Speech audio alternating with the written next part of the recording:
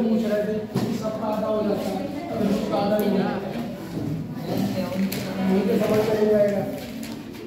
जब किसी चीज़ की जरूरत होती है उस टाइम पे ज़्यादा दिक्कतें आती हैं। मनोज तक वैसे 3 बजे तक रोकते हैं, आज हमें 10 मिनट पहले पहुँच क्या हो गया 10 मिनट अजय फोटो ले बिल्कुल बिल्कुल इसको स्टार्ट कीजिए। एक टॉपिक हमारा जो चल रहा था इसमें वो चल रहा था कथन निष्कर्ष वाला चल रहा था नहीं। हम लोग बात कर रहे थे कथन धारणा पर, कथन निष्कर्ष पर और कथन तर्क पर, है नहीं।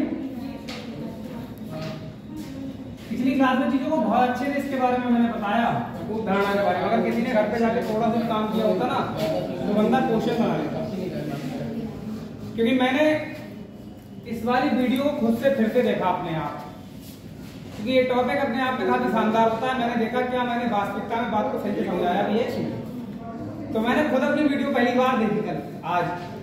मतलब चीजें सही से बताई गई हैं इसमें। अगर आप धारणा को समझे तो बताओ वास्तव में रीजन क्या है, धारणा क्या होती है, कैसे करते हैं धारणा के क्वेश्चन को। कोई आइडिया है आप लोगों के पास? बताओ क्या तरीका होता है धारणा क्वेश्चन करने का। कोई स्टेटमेंट दे दिया सपोज दैट, उस स्टेटमेंट में फिर आप कैसे करके पता करोगे कि धारणा को इस तरह से हमें सोचना है। मतलब जो स्टेटमेंट के अनुसार ही पहले जो चीजें हो सकती है उनके बारे में, पहले जो चीजें हो चुकी होंगी मतलब उनको सोच के स्टेटमेंट डाला गया है, सही है। आज जो हम लोग बात करेंगे इस निष्कर्ष पर, आज जो बात होगी वो निष्कर्ष पर होगी। और निष्कर्ष हमेशा इतना ध्यान रखेंगे, कोई भी बात का जब निष्कर्ष निकाला जाता है तो पहले उससे पहले कोई बात कही जाती है। जैसे आपके द्वारा ही या मेरे द्वारा कोई बात कही जाए सपोज दैट, ठीक है ना। जैसे अभी मैं पढ़ाना शुरू कर रहा हूँ या पढ़ा रहा हूँ, पढ़ाने के बाद मैं जब आपसे पूछूंगा सवाल का जवाब समझ में आया या नहीं आया, तो आप जो जवाब दोगे वो क्या है, एक तरह से निष्कर्ष। वो निष्कर्ष ही तो होगा। भाई मैंने कोई चीज पढ़ाई, ये लो मैंने ये लिख दिया, ठीक है, मैंने ये लिखा, आपको समझ में आया? नहीं। आपको समझ में आया? आपने निष्कर्ष क्या निकाला? हमें समझ में नहीं आया, ठीक है ना, हमें समझ में नहीं आया। अब मैंने यहां से शुरू किया, मोहन अच्छा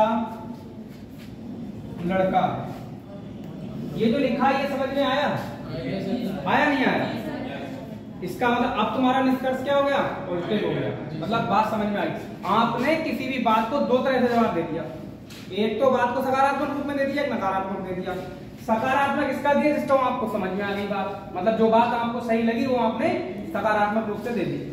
ये बात क्यों नहीं दे पाए? क्योंकि इसमें मैंने पता नहीं क्या लिखा था, मुझे खुद नहीं पता क्या लिखा। मान लो ये तो उर्दू, एक तरह से उर्दू बना के लिखी मैंने, जो मुझे खुद नहीं पता, ठीक है ना। समझो बात को ना, जिसको नहीं पता होता उसके सामने उर्दू लिख दोगे वो भी तो यही कहेगा क्या लिखा, लिख दिया है।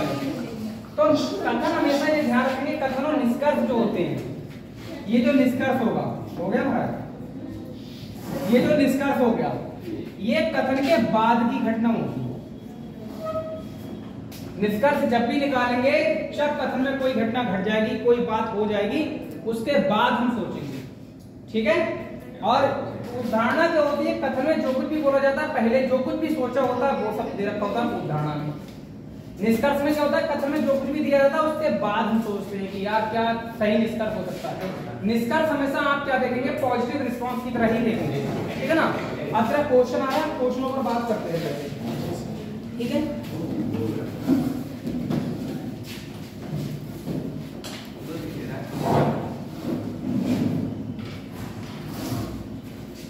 आपके अपने क्वेश्चन भी सॉल्व कराए जा सकते हैं अगर आपको पूछना चाहिए तो, किसी टॉपिक से सब्जी रिलेटेड। हाँ टॉपिक यही होना चाहिए, क्योंकि समय सबका इम्पोर्टेंट है। आज मैंने वैसे ही बहुत समय खराब कर दिया तुम लोगों का।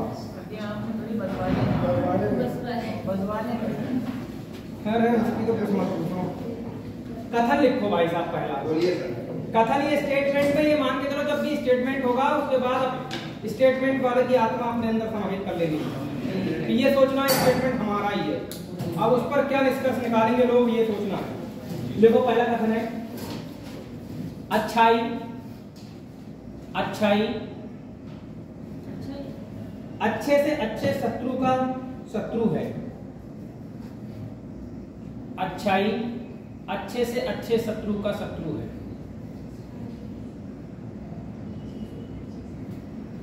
अच्छाई अच्छे से अच्छे शत्रु का शत्रु है। ये स्टेटमेंट बोला गया है, इसका अर्थ कैसे निकालोगे आप?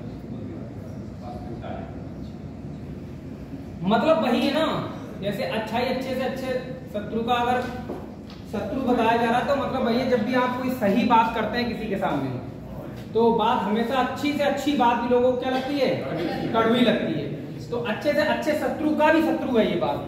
मतलब हमने इस बात का अर्थ ये निकाला कि कोई भी सच्ची बात क्या होती है, अच्छी होने पर भी तो क्या होती है? कड़वी होती है। इस बात का शुद्ध अर्थ ये निकल के आया। अब इसके आधार पर ही मैं निष्कर्ष को डिस्कस करूंगा कि निष्कर्ष में क्या जो मैं चाह रहा हूं उसके बाद सही मान्यता मिल रही है क्या। निष्कर्ष लिखिए पहला, तुम्हें अपने सबसे अच्छे शत्रु के साथ, तुम्हें अपने सबसे अच्छे शत्रु के साथ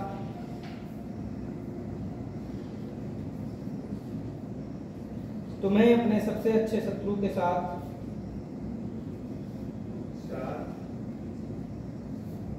भलाई करनी चाहिए। भलाई करनी चाहिए, भलाई करनी चाहिए। दूसरा निष्कर्ष लिखेंगे, थोड़ा टिपिकल आइए अपने आप को। सर्वश्रेष्ठ व्यक्ति, सर्वश्रेष्ठ व्यक्ति, दूसरा निष्कर्ष है सर्वश्रेष्ठ व्यक्ति अच्छाई पसंद नहीं करते हैं। सर्वश्रेष्ठ व्यक्ति अच्छाई पसंद नहीं करते हैं।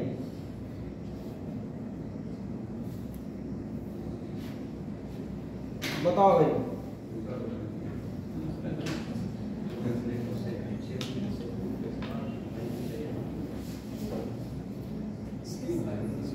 क्या निष्कर्ष निकल रहा है?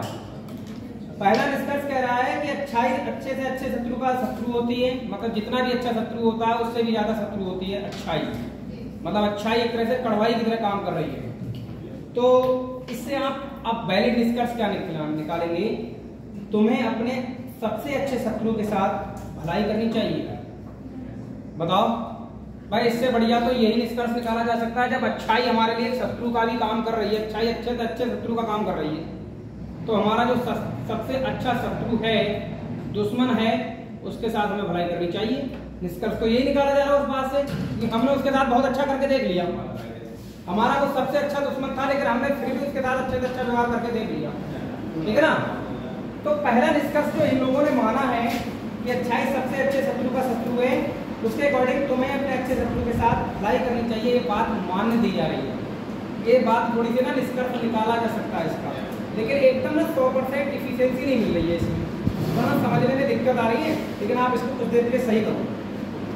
अच्छा, एक वर्ड है सर्वश्रेष्ठ। अब इसमें नेक्स्ट जो निष्कर्ष आ रहा है, सर्वश्रेष्ठ व्यक्ति अच्छाई पसंद नहीं करते हैं। यहाँ सर्वश्रेष्ठ वर्ग बहुत ज्यादा जो होता है प्रबल हो रहा है। सर्वश्रेष्ठ शब्द जो है वो अपने आप में ज्यादा प्रबल हो रहा है, जिसकी वजह से ये दूसरा वाला निष्कर्ष जो है वो अमान्य हो जाएगा। आप इसको कट करें, दूसरे वाले को गलत करें। अब पता मैंने कहा ये टॉपिक टफ क्यों है? ये टॉपिक टफ इसीलिए है कि जो पहले निष्कर्ष में या कथन में जो भाषा बोली गई है उसका सही अर्थ समझ नहीं पा रहा है नहीं, किताब वाला भी नहीं समझा पा रहा, इसलिए टफ हो जाता है। अब देखो अगला क्वेश्चन जो आएगा वो सबको समझ में आ जाएगा। लिखो अगला क्वेश्चन, लिखो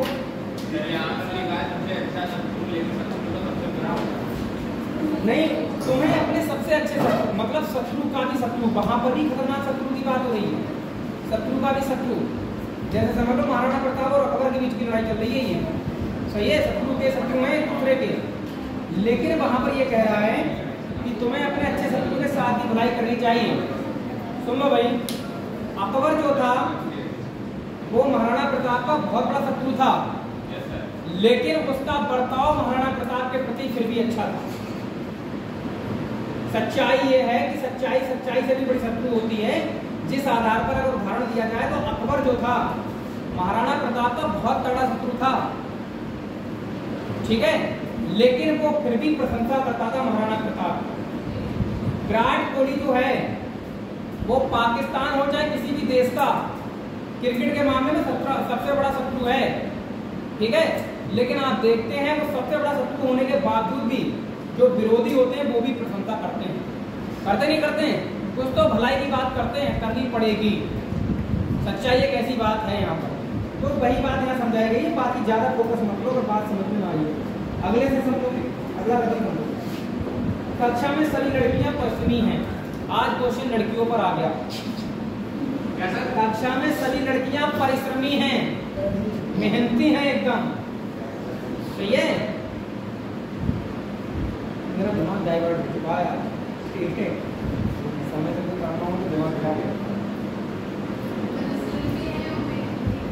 हाँ, बात एक ही है, जो परिश्रमी होते हैं वही मेहनती होते हैं। तो कक्षा में सभी लड़कियां एकदम परिश्रमी हैं। अब यहाँ पर बात सभी लड़कियों पर कही जा रही है, बात लड़कों की आएगी तो वो गलत होती नहीं, सही है नहीं। और सभी लड़कियों के बारे में बोला जा रहा है, वो कहे कुछ लड़कियां परिश्रमी हैं तो सभी में कुछ तो सही हो ही जाएंगे, है नहीं। लिखो जरा, निष्कर्ष लिखो। कक्षा में एक भी लड़का नहीं है, ये निष्कर्ष निकालोगे आप? ऊपर वाली बात का ये निष्कर्ष निकालोगे? नहीं निकाल सकते, ये निष्कर्ष नहीं निकाल सकते। दूसरा देखो,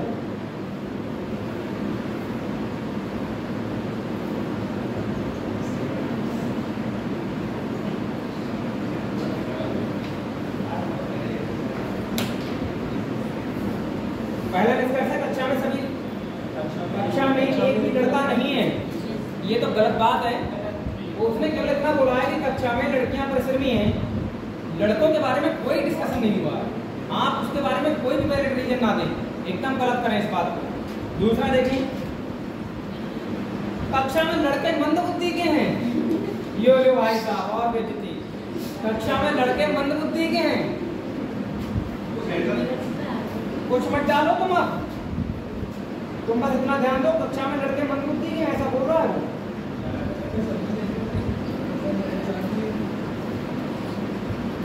ये वाली बात भी तो गलत है, लड़कों को रिलेटेड कोई भी बात मानी नहीं जाएगी, कि बात वहां पर केवल लड़कियों की चर्चा हुई है, सही है। जनता आगे बढ़ा जाए। चल, एक बहुत बढ़िया क्वेश्चन आ रहा है। अब देखो, अब जो क्वेश्चन होंगे वो आपको समझ में आएगा। ये रीजन है, इनको समझना। निष्कर्ष कैसे निकालना है? कथन में कही हुई बात के बाद निष्कर्ष निकालना है।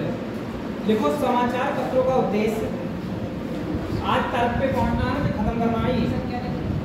समाचार पत्रों का उद्देश्य, समाचार पत्रों का उद्देश्य शिक्षा के अतिरिक्त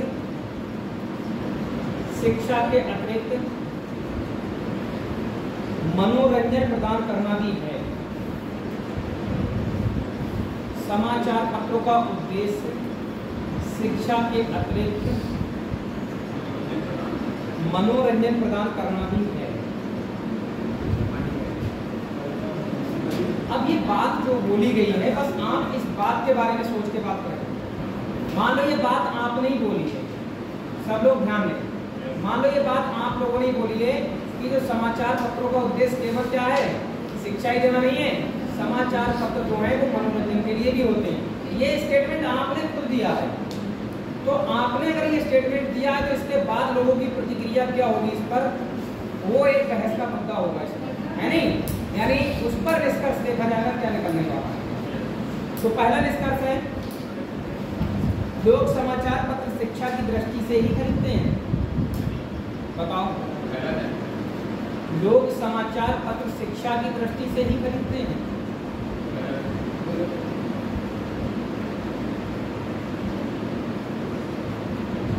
अब अगर लोग समाचार शिक्षा की दृष्टि से खरीदते तो वो मनोरंजन वाली बात जो बोली गई है वो तो मान्य हो ही नहीं रही है, नहीं। आपको तो ऊपर दोनों बातें बताई गई, शिक्षा के साथ साथ में मनोरंजन भी बताया गया है। अब इनने कहा कि समाचार पत्र लोग जो केवल हैं वो शिक्षा की दृष्टि से खरीदते हैं। ये कहना आसान नहीं होगा, अभी आप इसको गलत करोगे देखते हैं। दूसरा लिखेंगे निष्कर्ष, समाचार पत्रों से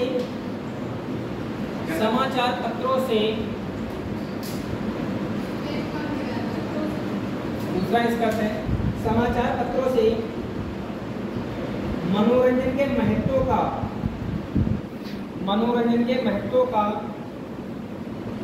अनुभव किया जाने लगा है। समाचार पत्रों से मनोरंजन के महत्व का अनुभव किया जाने लगा है।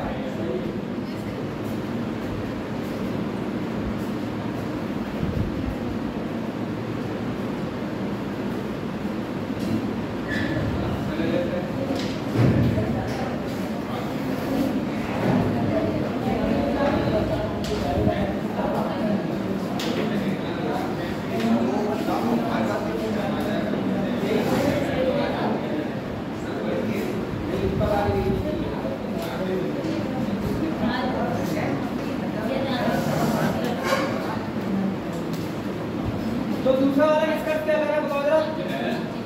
दूसरा गलत कह रहा है भाई। समाचार पत्रों से क्या है, मनोरंजन का महत्व जो है वो थोड़ा समझने लगे हैं। इसका मतलब मनोरंजन वाली जो बात रखी गई है उसका तात्पर्य यही है कि आप जो है समाचार पत्रों में शिक्षा के अलावा मनोरंजन पर भी फोकस करते हैं।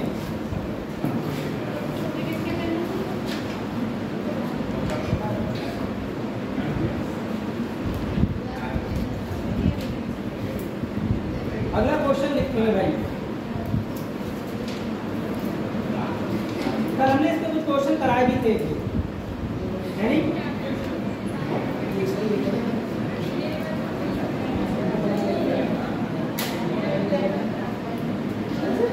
अब जैसे मैं तुम्हें प्रैक्टिकली उदाहरण बता रहा हूँ कथन और निष्कर्ष का, बात को और अच्छे से समझिए। आपने पता है कथन के रूप में बातें नहीं भाई, एक गाना सुना होगा मोहरा फिल्म का, सही है? मैंने उसको कथन के फ्रेम में रखा है। जो गाना कुछ इस तरह से, ना बजरे की धार ना मोतियों के हार, है नहीं हुआ ना? अभी देखना है, इससे आपको और स्पष्टीकरण मिल जाएगा कि निष्कर्ष कैसे निकाले जाते हैं। ना बजरे की धार ना मोतियों के हार,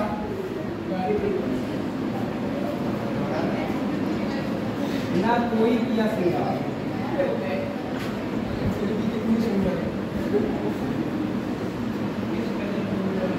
तुम फिर भी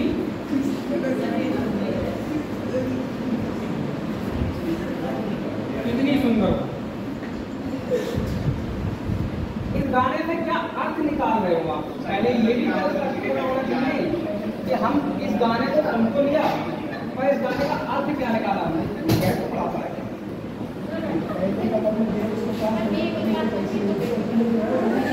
अब जैसे ये बात कथन में बोली गई है, ना कचरे की धार ना मोतियों के हार, ना कोई किया श्रृंगार फिर भी तुम कितनी सुंदर हो। हमने कुछ डर नहीं किया, कितनी सुंदर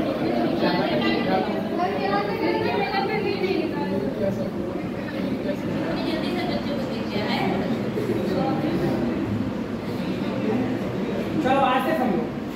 इसका मतलब ये कहा जा रहा है, सीधे सीधे अर्थ ये निकाला जा रहा है कि अगर कोई श्रृंगार, उस फिल्म में यही बताया जाता है या उस गाने में यही बताया गया है कि वो जो हीरोइन होती है उसके बारे में जो गाना होता है वो ये होता है कि आप बिना श्रृंगार किए हुए, ठीक है ना? मतलब क्या है, ना कोई कजरा लगाते हो, ना मोतियों का कोई हार पहना है, ना ही कोई श्रृंगार किया, उसके बावजूद भी आप बहुत ज्यादा सुंदर लग रहे हो, ठीक है ना?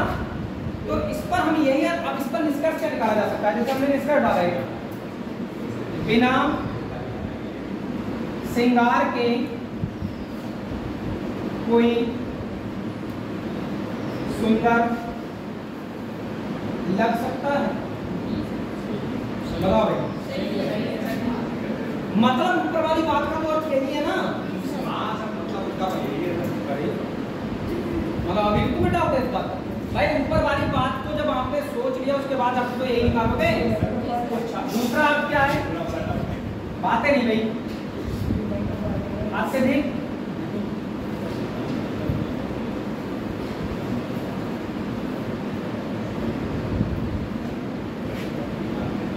अत्यधिक श्रृंगार के द्वारा कोई अधिक सुंदर बन सकता है, अधिक सुंदर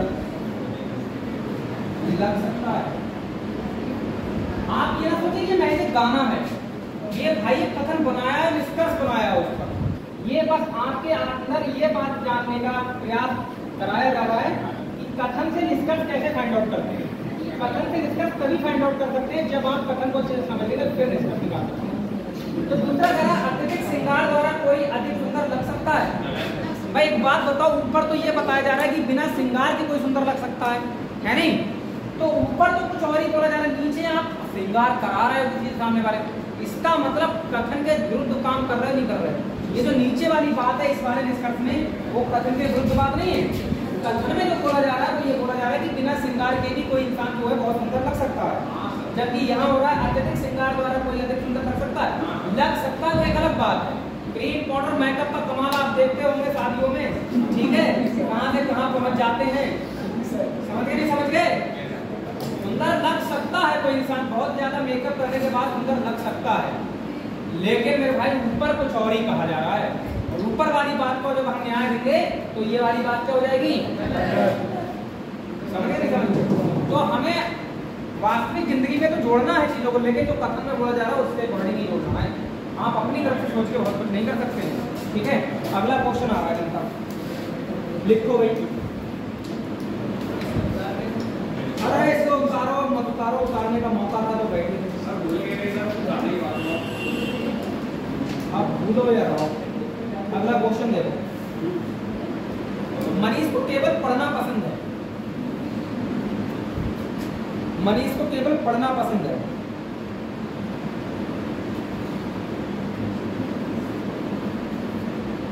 मनीष को केवल पढ़ना पसंद है, ठीक है।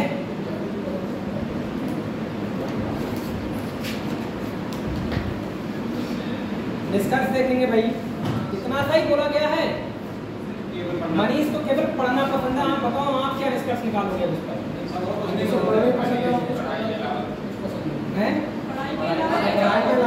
कुछ पसंद नहीं है। मुझे उम्मीद है कि आप इसका गलत जवाब जरूर देंगे। देखकर मनीष अच्छे से पढ़ाई करता है। मनीष अच्छे से पढ़ाई करता है, गलत है सर। मनीष अच्छे से पढ़ाई करता है। अब निष्कर्ष क्या निकालना है आपका अपने अकॉर्डिंग, सही है गलत? मनीष को पढ़ना पसंद है तो निष्कर्ष ये निकाला जा सकता है कि मनीष अच्छे से पढ़ाई करता है। आप कंफर्म कैसे कह सकते हो भाई? कंफर्म जवाब आप कैसे दे सकते हो कि मनीष को पढ़ना पसंद है, पसंद के आधार पर वो पढ़ाई करता ही है? भाई कोई चीज अगर पसंद है तो जरूरी थोड़ी है कि वो काम होता ही हो। हमें बहुत सारे काम ऐसे होते हैं जो पसंद होते हैं लेकिन हम नहीं कर पाते वो काम, क्या नहीं होता है? तो मनीष को पढ़ना पसंद है, ठीक है, उसने यही कहा है मनीष को केवल पढ़ना पसंद है। अगर केवल पढ़ना पसंद है, लेकिन ये मैं नहीं कह सकता कि वो अच्छे से पढ़ाई करता ही है। हो सकता है कि अच्छे से पढ़ाई ना कर पाता हो, पसंद तो है लेकिन नहीं कर पा रहा है। दूसरा देखें, ये पहला गलत हो रहा है, 100% एक्यूरेसी नहीं आ रही है इसका मतलब। मनीष अवश्य ही मेधावी छात्र है। मनीष अवश्य ही मेधावी छात्र है। मेधावी छात्र जैसे कह सकते हैं कि वो एक तरह से टॉपर, एक तरह से टॉपर। मनीष अवश्य ही मेधावी छात्र है। उस बात से ये निष्कर्ष निकाला जा सकता है कि अगर उसको केवल पढ़ना पसंद है तो वो मेधावी छात्र हो जाएगा। भाई ऐसे नहीं कह सकते हम इस बात। तो मेरे कहने का मतलब ये है कि निष्कर्ष जरा थोड़ा सा ऐसा होगा इसका हम अर्थ सही से निकाल पाएंगे तो वो तो सही कर देंगे। यहाँ बात आई कथन की ऐसी कि हम उस बात को समझ ही नहीं पा रहे हैं क्या कहना जा रहा है, वो कथन करना थोड़ा सा अपने आप में मुश्किल होगा। किसी के लिए भी होता है, मेरे लिए भी होता है, मैं तुम्हें सौ बताऊँ 100 बात की एक बात। तो ये दोनों ही गलत है इसमें, सही है। आप सही जवाब दो लोग मिलकर दो। दो लोग मिलकर मतलब ये होता है कि आप जब भी पेपर में बैठो और कथन और निष्कर्ष का क्वेश्चन आए तो 90% आप अपनी सोच जो ऐसी रखें कि दो लोग मिलकर हम जवाब दे रहे हैं। एक ने अगर हाँ पर बात रखी तो दूसरे की क्या ना हो सकती उस बात में, अगर होती तो निष्कर्ष मान्य नहीं होगा फिर वहाँ पर। हाँ दोनों की होनी चाहिए, दोनों को लगे कि हाँ ये काम होना सही है, तभी बात निष्कर्ष के रूप में देखी जाएगी सकारात्मक। अगला क्वेश्चन देखो, देखो प्रत्येक शुक्रवार को वर्षा होती है। प्रत्येक शुक्रवार को वर्षा होती है। प्रत्येक शुक्रवार शुक्रवार को वर्षा होती है।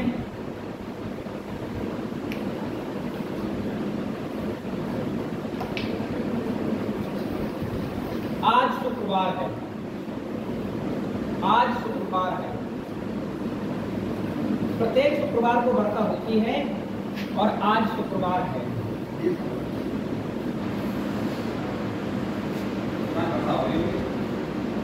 भाई कथन के अकॉर्डिंग देखोगे अब आप कथन क्या कहना चाह रहा है, ठीक है ना।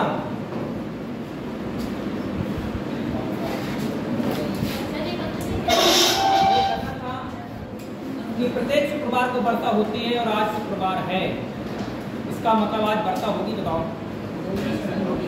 क्या भाई,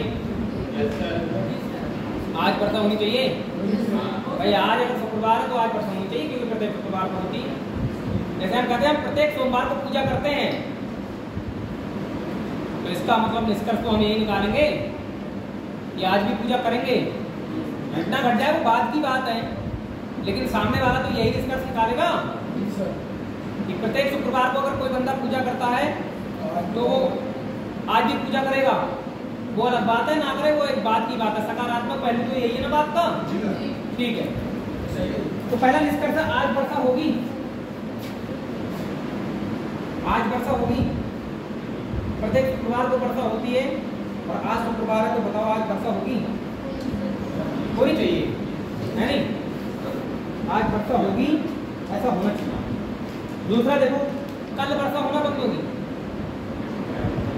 कल वर्षा होना बंद होगी, कल वर्षा होना बंद होगी, ये तो गलत बात है। क्यों ये बात तो गलत है भाई। आज इतना जानकारी हमें चाहिए थी कि आज वर्षा होगी या नहीं होगी, कल होगी या परसों तक होगी या तुरंत खत्म हो जाएगी, ये तो बात की बात है। इसके बारे में कोई डिस्कशन नहीं चाहता है। तो निष्कर्ष पहला जो है वो कहीं ना कहीं आपको थोड़ा सही लगा है नहीं। आप लोग अपनी किताबों के क्वेश्चन नहीं पूछना चाहते हो, वैसे तो पूछना चाहिए आपको।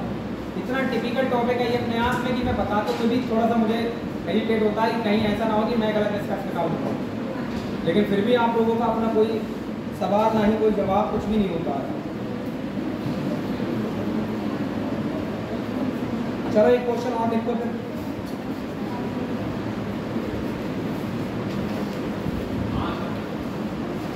देखो, कक्षा में सभी छात्र तीव्र बुद्धि के हैं, कक्षा में सभी छात्र तीव्र बुद्धि के हैं, कक्षा में सभी छात्र तीव्र बुद्धि के हैं, कक्षा में सभी छात्र कैसे हैं, तीव्र बुद्धि के हैं।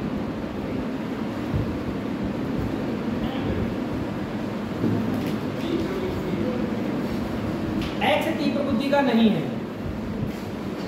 एक्स तीव्र बुद्धि का नहीं है, एक्स तीव्र बुद्धि का नहीं है, एक्स तीव्र बुद्धि का नहीं है।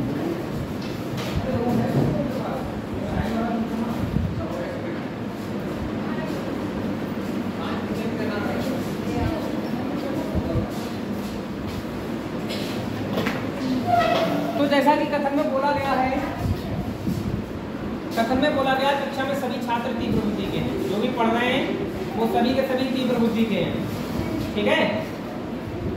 तो अब आप उनने ये भी बोल दिया है कि एक्स तीव्र बुद्धि का नहीं है, उनने ये भी बोल दिया एक्स तीव्र बुद्धि का नहीं है।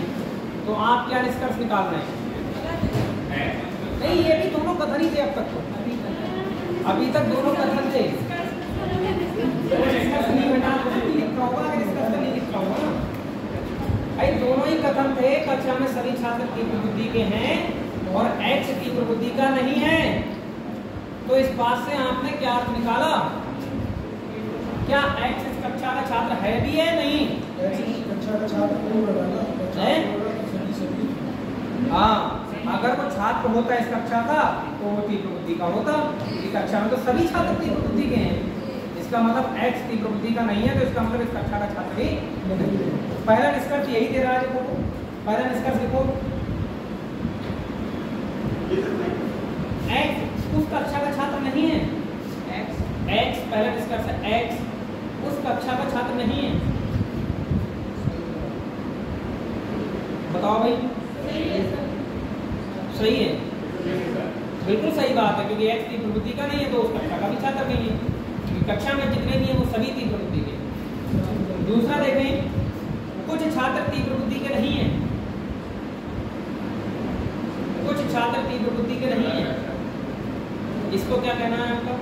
ये सही हो सकता है लेकिन इसमें कक्षा मेंशन नहीं है।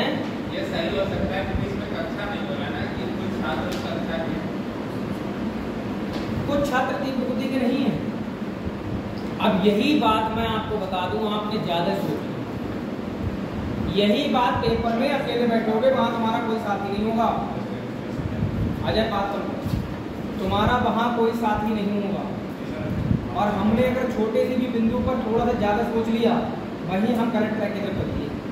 उसने निष्कर्ष में ये बोल दिया कि कुछ छात्र तीव्र बुद्धि के नहीं हैं, और इनने दिमाग में ये लगा दिया कि इसका मतलब ये तो उन छात्रों की बात कर रहा है, यानी सभी छात्रों की बात कर रहा है, कक्षा वाले छात्रों की बात नहीं कर रहा है।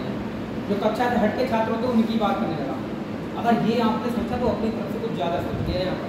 अभी फिलहाल डिस्कशन करना है कक्षा वाली बातों पर, तो कक्षा का छात्र ही मान के इस बात को जवाब दें आप।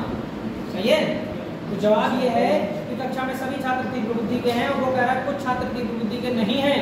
तो ये बात गलत कर रहा है, क्योंकि हम कक्षा को अगर मान्यता देते हुए चल रहे हैं तो कक्षा में तो सभी तीव्र बुद्धि के हैं, और वो कह रहा है कुछ नहीं है। इसका मतलब ये बात क्या हो जाएगी? गलत। आप गलत करें इस बात को, ठीक है? अब आपने इन छात्रों को अलग से छात्रों को सोच लिया तो गलत तो हो ही जाओगे आप अपने आप। अच्छा, एक और है, एक्स को कड़ी मेहनत करनी चाहिए। एक्स को कड़ी, हाँ, इसका तीसरा है, एक्स को कड़ी मेहनत करनी चाहिए। एक्स को कड़ी मेहनत करनी चाहिए, बताओ। लड़कियां बताएं, गलत है। क्यों? एक्स तो तीव्र बुद्धि का नहीं है, तो निष्कर्ष से निकाला जाता है कि उसको कड़ी मेहनत करनी चाहिए।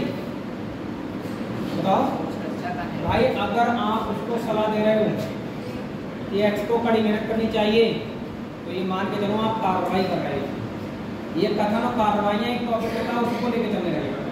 भाई वो कड़ी मेहनत करे या ना करे, हमें उस बात से कोई लेना देना ही नहीं है। हमें तो बस उतना देखना है कि भैया एक्स कक्षा का छात्र है या नहीं है। हमें नहीं बताना उसको कि उसको कड़ी मेहनत करनी चाहिए या नहीं चाहिए। ये निष्कर्ष में आप एक्स्ट्रा भी ना सोचिए ज़्यादा, ठीक है? कहीं आप कड़ी मेहनत करवा डाल रहे हो, वो करे ना करे, वो हमें उस बात से कोई मतलब नहीं। हम अपने कथन को आधार मान के ही बात करेंगे लगा।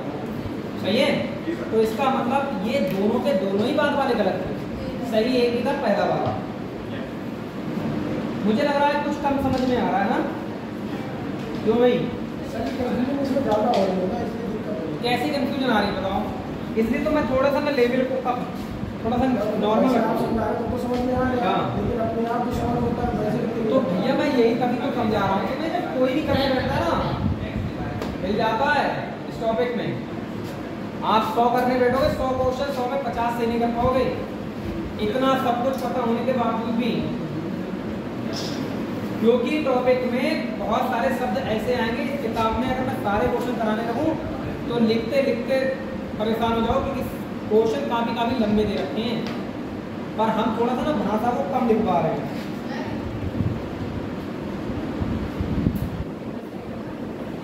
और क्वेश्चन लिखो भाई, कुछ तो समझो, क्यों परेशान हो रहे हो?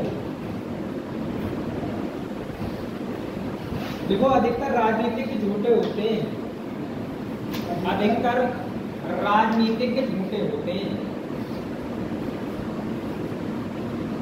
अब ये अधिकतर वर्ड बोला है यहाँ पर, देखो अधिकतर राजनीतिक क्या होते हैं? झूठे होते हैं। तो क्या आप मानोगे सभी होते हैं? सभी राजनीतिक मतलब पॉलिटिशियन, नेता सभी झूठे होते हैं? कह देते हैं अपने लोग जब आपकी सभा लेकर खाली रखते हैं, लेकिन कहीं ना कहीं आप इस कथन के अकॉर्डिंग जब जाओगे तो यहाँ अधिकतर बोला गया है, यानी ज्यादातर ऐसे नेता होते हैं जो झूठे होते हैं। सही है? तो अब देखो उसी के साथ चलना है आपको। तोता राम झूठ बोलता है, कथन ही है ये भी। तोता राम झूठ बोलता है, ये भी कथन ही है। तोता राम झूठ बोलता है।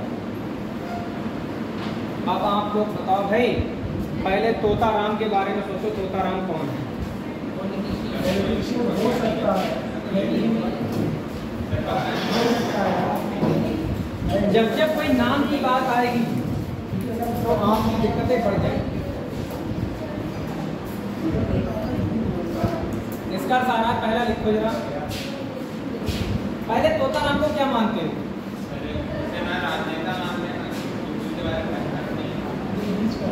अब तोताराम को लेडीज मान सकते हो क्या?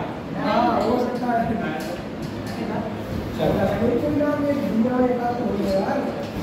लिखो जरा। पहले डिस्कस करिए, ए डिस्कस लिखो। देखो तोताराम एक राजनीतिज्ञ नहीं है।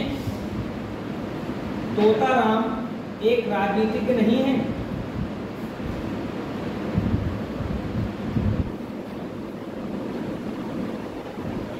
तोताराम एक राजनीतिज्ञ नहीं है। आप सही मानो किस बात? भाई वो भी तो सकता है, वो भी तो सकता है ना। ये भाई एक बच्चे ने खड़े होकर ये अपने साथ में अपने दोस्त को लगा के रखो इमेजिन करके, आपने मान लिया कि हाँ यार तोताराम नेता नहीं हो सकता, ठीक है। दूसरा वाला क्या ये कह सकता है हमसे, सवाल खड़ा कर सकता है कि वो हो नहीं सकता है? हाँ कह सकता है। तो समझ लो फिर ये गलत हो जाएगा। सवाल दोनों के जवाब एक जैसे होने चाहिए। तो असल में कंफ्यूजन में फंसा मतलब बड़ा गलत है। हाँ निष्कर्ष देखो, मैं तुम्हें शॉर्ट ट्रिक बता दे रहा हूँ। ज़्यादातर निष्कर्ष जो होते हैं वो गलत होते हैं, वो धारणाएं ज़्यादातर होती है सही होती है, निष्कर्ष ज़्यादा करके होते हैं गलत होते हैं। ये पक्का है, पेपर में जैसे समय ना बचे और आपको उस पर पक्का लगा के आना हो, ज़्यादातर गलत करके आओ, ठीक है, सही चला जाएगा। संभावना ऐसी होती है, वो धारणाएं आप पक्का लगा के आओ सही हो जाएंगी। सही बात है, वो धारणाओं में जो कदम में बोला जाता है ना, उदाहरण से रिलेट करके ही बोला जाता है। चलो भाई कोई दिक्कत नहीं है। तोताराम एक राजनीतिक है या नहीं इसके बारे में हमें नहीं पता है, इस वजह से हम इसको क्या मानते हैं? दूसरा देखो, जो झूठ नहीं बोलते हैं वे राजनीतिज्ञ नहीं होते हैं। जो झूठ नहीं बोलते हैं वे राजनीतिज्ञ नहीं होते हैं।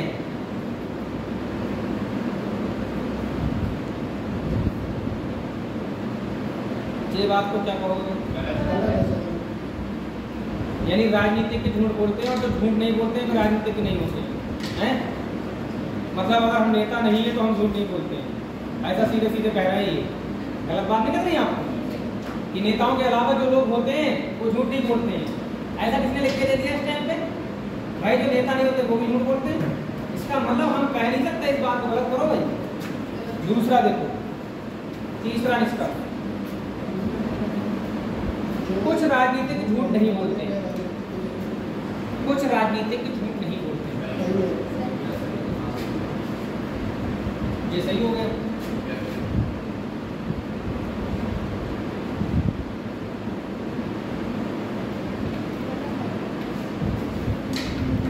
ये सही हो गया। कैसे सही हो?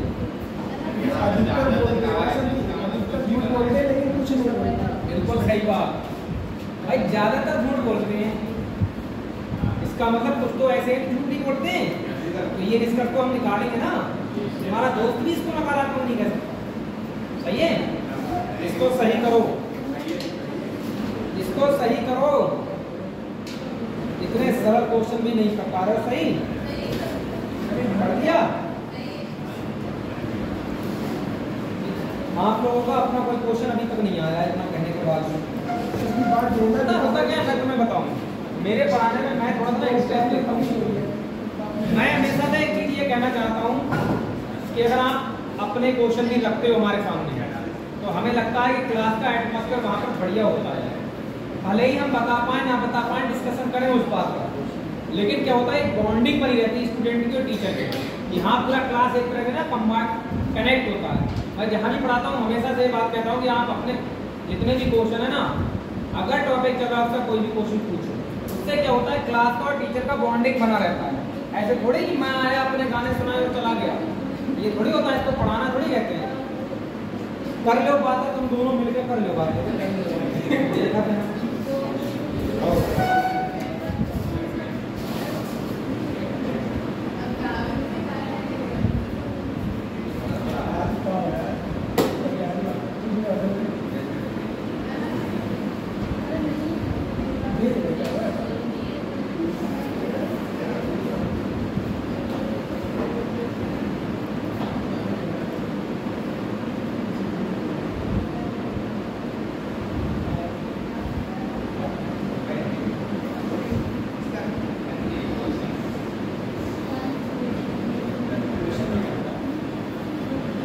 यूपी कांस्टेबल का आया हुआ क्वेश्चन है, थोड़ी सी भाषा लेंथी है, इसकी जरा समझने का प्रयास करेंगे, देखेंगे कि कर पाएंगे आप लोग।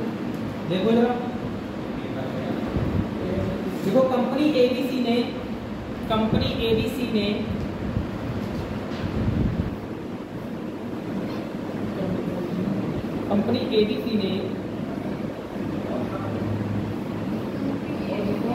निम्नलिखित नारे के साथ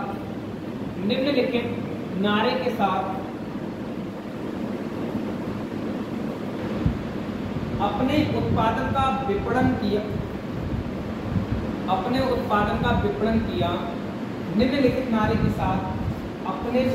का विपणन किया। निम्नलिखित नारे के साथ अपने उत्पादन का विपणन किया। अब वो नारा दिया है कंपनी ने, एबीसी नाम की कोई कंपनी है, एक्सवाईजेड कोई भी नाम हो सकता है कंपनी का, सही है।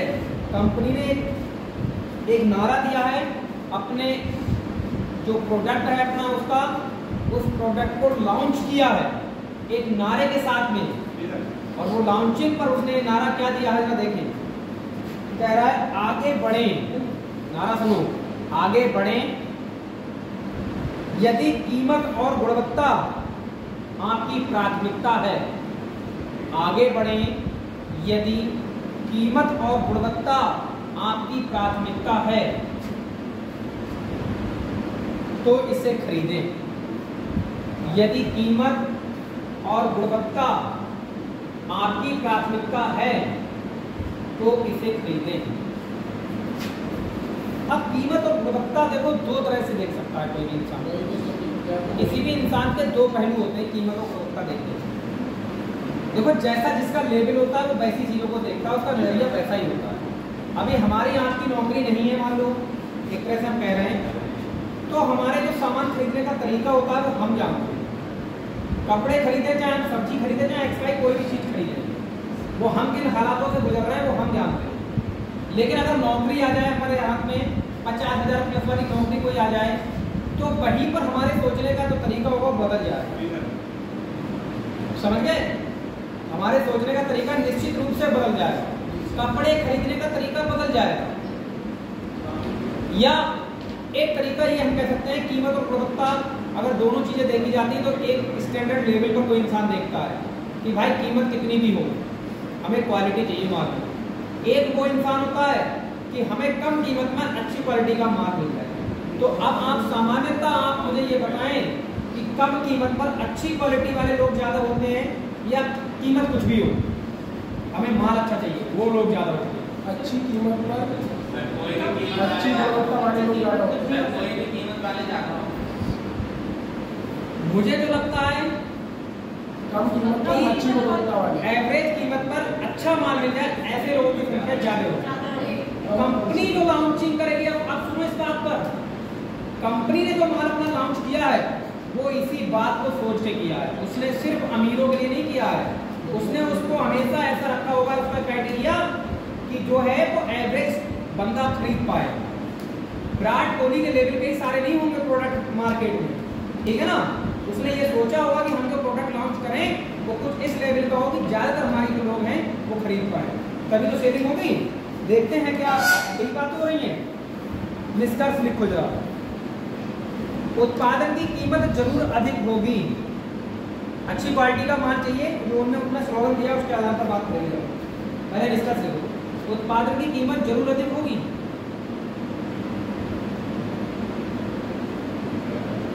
अब आप बताएं पहले आपका क्या कहना है। उन्होंने ऊपर बोला है एबीसी कंपनी ने एक नारा दिया है कि आगे बढ़े यदि कीमत और गुणवत्ता आपकी प्राथमिकता है। मतलब आप सबसे पहले प्रायोरिटी दे रहे हैं किसको? कीमत और गुणवत्ता क्वालिटी को, तो खरीदें। तो निश्चित रूप से आप ये मान ले रहे हैं क्या कि उत्पाद की कीमत जरूर अधिक होगी? ऐसा नहीं होता है। पतंजलि स्टोर वाले बाबा रामदेव जी जो हैं वो प्रोडक्ट को इस तरह से लॉन्च करते हैं कि आपको क्वालिटी चाहिए, शुद्ध देसी घी, गाय का शुद्ध देसी घी है ना, गाय का शुद्ध देसी घी, तो पतंजलि स्टोर से खरीदे। ऐसी लॉन्चिंग की है बाबा रामदेव ने, तो आप मान लो इसका मतलब वो गुणवत्ता दे रहे हैं नहीं दे रहे हैं? और वो भी जो होगा ऐसा नहीं है कि भाई कई हजार रुपया किलो बिक रहा हो, मार्केट में उसी की कीमत एवरेज जो वास्तविकता होती है उसी पर रखी गई होगी, है नहीं। थोड़ा बहुत तो बढ़ के मिलेगा, क्वालिटी अच्छी लोगे तो थोड़ा तो देखोगे, जब आपको प्राथमिकता उसी बात पर दे रहे हैं कि थोड़ा तो हम पैसा भर सकते हैं, तो भाई हम ये कतई नहीं मानेंगे उत्पाद की कीमत जरूर अधिक होगी। कंपनी ने ये कतई नहीं सोचा होगा, इसको गलत करो, कंपनी ने ये कतई नहीं सोचा होगा कि प्रोडक्ट की कीमत ज़्यादा रखें, सही है, गलत हो। जैसे हम तुम्हें बता रहे हैं, हमने क्या एक बार प्लान बनाया था, हम कोचिंग अपनी कोचिंग चलाते हैं, तो हमने एक बार नाम सोचा कोचिंग का, हमने कहा कोचिंग का नाम रखेंगे फ्री कोचिंग, सही है। अब कोचिंग में अंदर फीस रखेंगे 1000 रुपये महीना, वैसे कोचिंग की फीस 700-800 रुपये चलती रहती है पीरियड में। हमने कहा एक काम करते हैं, अपने लोग कोचिंग का नाम रख रहे हैं फ्री कोचिंग। अब बालक आना फ्री कोचिंग सोच कर, और कोचिंग की फीस हो अंदर 1000 रुपया, सही है। तो वही सब चीजें यहाँ पर हैं। कहने का मतलब कंपनी ने कोई प्रोडक्ट लॉन्च किया है तो वो सब चीजें ध्यान में रख के ही किया होगा। दूसरा देखो जरा, उत्पाद की गुणवत्ता जरूर अच्छी होगी, ये बात सही है, जब उनने ऊपर बोला है क्वालिटी के लिए, ये सही, उत्पाद की गुणवत्ता जरूर अच्छी होगी। सकारात्मक निष्कर्ष यही निकल रहा है, बताओ। क्वालिटी जो होगी वो अच्छी होगी, ये तो ऊपर भी उन्होंने जिक्र किया है। अगर आपकी प्राथमिकता क्वालिटी और कीमत दोनों है तो क्वालिटी तो भाई हम दे रहे हैं, ठीक है ना। तुम लोग कुछ नजर नहीं आ रहा है मुझे, जनता से क्वेश्चन दे सकती है क्या? बिल्कुल, जनता से जो सवाल चाहिए मुझे, ठीक है ना। बंद नहीं हुआ। लिखो बच्चों, पहला क्वेश्चन, सरकार को 14 वर्ष की आयु तक, सरकार को 14 वर्ष की आयु तक के सभी बच्चों को, 14 वर्ष की आयु तक के सभी बच्चों को निःशुल्क शिक्षा प्रदान करनी चाहिए, निःशुल्क शिक्षा प्रदान करनी चाहिए। सरकार को 14 वर्ष की आयु तक के सभी बच्चों को निःशुल्क शिक्षा प्रदान करनी चाहिए। अब ये बात करने बोली गई है, हालांकि ये हमारे संविधान में भी दे रखी है नहीं। बताओ, कांग्रेस संविधान संशोधन में ये बात बताई गई थी, ये काम किया गया था। मूल संविधान में ये बात नहीं थी, कौन से संविधान संशोधन में इस बात को रखा गया था? अच्छा, किस अनुच्छेद में है ये? ठीक है, तुम्हारी इस बात को हम मान लेते हैं, लेकिन आप लोग बताओ किस अनुच्छेद में इसके बारे में जिक्र है? अरे टीचर भी दोनों बात कर रहे हैं, लेकिन तुम्हारी इस तरफ मेरा ध्यान ज्यादा बात करने की वजह से क्लास में अगर आप कोई भी उल्टी सीधी हरकत करोगे तो मेरा ध्यान सबसे ज्यादा उसी बात पर जाएगा। आप बताओ किस आर्टिकल में ये बताया गया है कि 14 साल के बच्चों को जो है फ्री शिक्षा होनी चाहिए?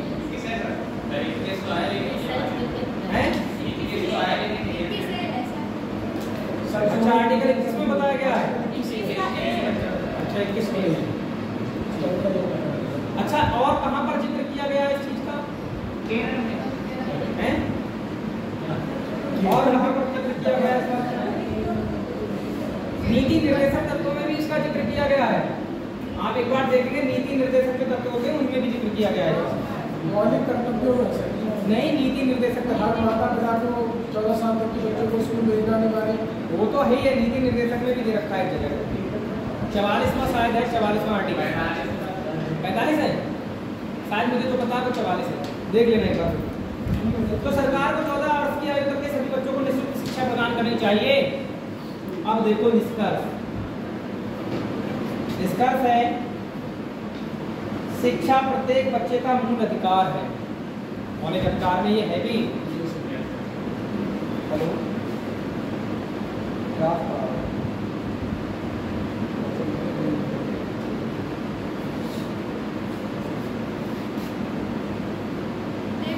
शिक्षा प्रत्येक बच्चों का मूल अधिकार है।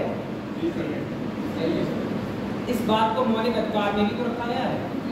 बात सकारात्मक है। 14 साल तक के फ्री एजुकेशन दो, क्योंकि ये एक मौलिक अधिकार भी है, ठीक है ना। हर बच्चे का एक मौलिक अधिकार है। और क्या मूल अधिकारों में इसका वर्णन हुआ नहीं हुआ है? आर्टिकल 21 के जो आप बता रहे हो मौलिक अधिकारी तो है। इसका मतलब वर्तमान स्थिति स्थिति को देखते हुए सही बात कह रहे हैं, ये एकदम सही है। दूसरा देखो, बड़ी संख्या में बच्चे बुनियादी शिक्षा से वंचित हैं। बड़ी शिक्षा में बच्चे बुनियादी शिक्षा से वंचित हैं।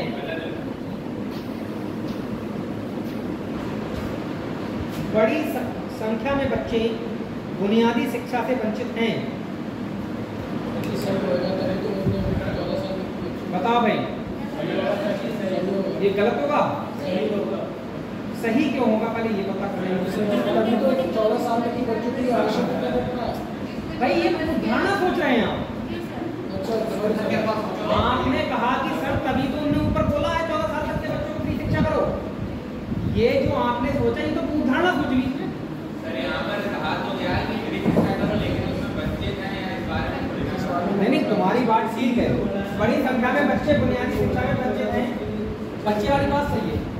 आप सुनो मेरी बात भाई, धारणा के अकॉर्डिंग आप सोच रहे हैं ये बात कि बड़ी संख्या में बच्चे बुनियादी शिक्षा से वंचित हैं, इसलिए हम ये बात कथन में कह रहे हैं कि 14 साल तक के बच्चों को क्या करें, फ्री शिक्षा कर दें।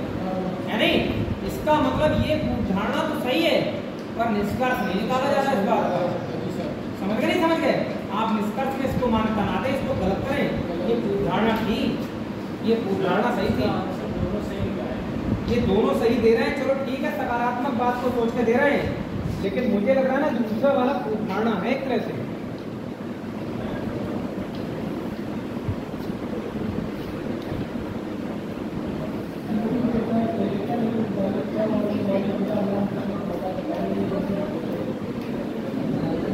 बात तो पता है इन्हें सही जो किया वो सकारात्मक बात को रख के किया है कि बात जो है ये सकारात्मक इसलिए क्योंकि ऊपर कह रहा है सरकार को 14% की आयु के सभी बच्चों को निःशुल्क शिक्षा प्रदान करनी चाहिए, क्योंकि बड़ी संख्या में बच्चे बुनियादी शिक्षा से वंचित हैं, है ना।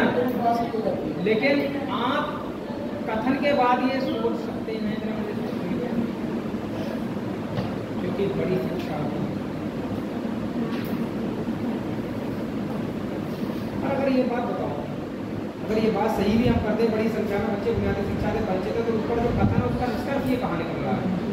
ये निष्कर्ष जो है धारणा में ज़्यादा अच्छी लग रही बात। ये पूर्व धारणा में हमने ये सोचा तो अच्छा सोचा। खैर इन्हें अगर सही किया तो आप लोग क्या इसको सही कर लो, लेकिन मुझे थोड़ा सा ना डाउट है इस बात का। मैं ये पूर्व धारणा के अकॉर्डिंग सोच पा रहा हूँ।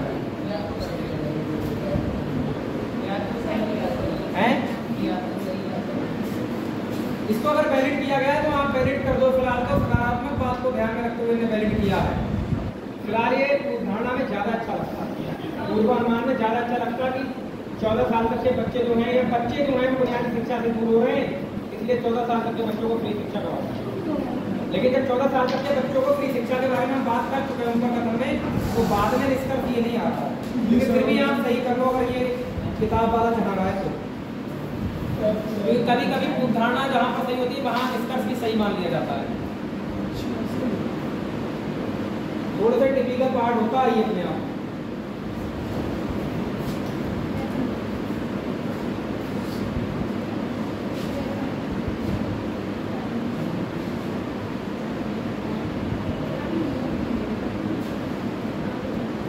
हाँ, एक क्वेश्चन और बढ़िया आ रहा है, यूपी फॉरेस्ट गार्ड 2018 में आया हुआ है, ठीक है ना। आप एक बार इस पर भी देखें जरा बात, देखते हैं क्या है। देखो कपिल ने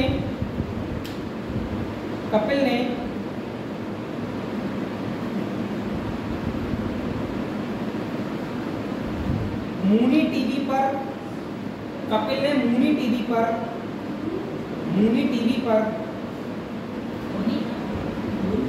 टीवी पर पीछे वाले को उसको सही कर लेना आप, ठीक है ना। सकारात्मक बात को ध्यान रखते सही कर लेना, पीछे वाले बात को सही कर लेना। कपिल ने मूनी टीवी पर prime news with Kapil show, prime news with Kapil show, sorry prime news with Kapil लिखना, तो मत लिखना, प्राइम न्यूज विद कपिल। ध्यान दें, कपिल ने मूवी टीवी पर प्राइम न्यूज विद कपिल, इतना लिख लिया। अब कॉमा लगाना। शो में, कपिल के बाद फिर लिखो, शो में अपनी भूमिका के लिए, शो में अपनी भूमिका के लिए सर्वश्रेष्ठ समाचार एंकर का पुरस्कार जीता। सर्वश्रेष्ठ समाचार एंकर का पुरस्कार जीता। सर्वश्रेष्ठ समाचार एंकर का पुरस्कार जीता। कपिल शर्मा ना सोचे यहाँ पर, ठीक है ना। उन्होंने सिर्फ इतना बताया कि कपिल नाम का कोई है, कपिल ने मूवी टीवी पर prime news with Kapil, prime news with Kapil show में अपनी भूमिका के लिए सबसे समाचार एंकर पुरस्कार जीता। एंकर कौन होता है आप लोग जानते हैं क्या? एंकर वो होता है, न्यूज एंकर वो होता है जो वहाँ टीवी पर खड़े होकर 50 मिनट में 100 खबर, खबर, ठीक है ना, वो वाला होता है। वही तो एंकर होते हैं जो डिबेट कराते हैं, टीवी पर डिबेट कराते हैं समाचारों में, वही तो एंकर होते हैं। जैसे कि कोई एक एंकर का नाम है अंजना ओम कश्यप, चित्रा त्रिपाठी, ठीक है, ये सब एंकर हैं। तो कपिल साहब की मूवी टीवी पर, कपिल ने मूवी टीवी पर प्राइम न्यूज विद कपिल के शो में अपनी भूमिका के सबसे समाचार एंकर का पुरस्कार जीता है। तो निष्कर्ष ये, बातें नहीं करो, निष्कर्ष पहला है कपिल एक टीवी समाचार एंकर है। कपिल एक टीवी समाचार एंकर है, बताओ भाई, कपिल एक टीवी समाचार एंकर है, बताओ ये पहले हैं? कपिल एक टीवी समाचार एंकर है क्या?